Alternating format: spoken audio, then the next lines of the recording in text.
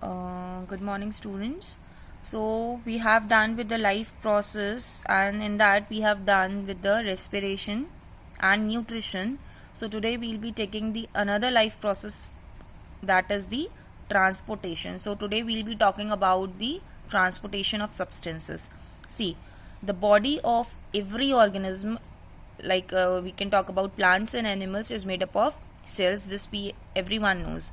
A large organism has millions and billions of cells in its body, and these cells make up a body. So in order that the organism may be able to maintain its life and survive, all its cells must be supplied with essential substance like food, oxygen, water, etc.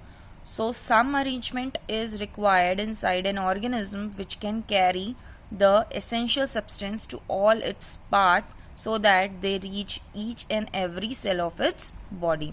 So what here we are saying that inside a body there should be something, or you can say inside a plant body there should be something which can transport the material from here to there, so that every part, each cell, each organ can get the proper nutrient. In everyday language, transport means to carry things from one place to another. This we know, or you can say locomotion, movement from one place to another. In biology, transport is a life process in which a substance absorbed or made in one part of the body of an organism and is carried to other part of its body. Like, I can give you one example: hormones.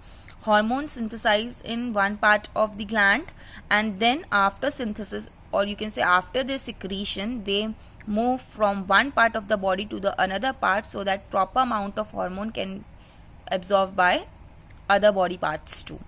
So large organisms like plants and animals need transport system in their bodies to supply all their cells with food, oxygen, water and other material.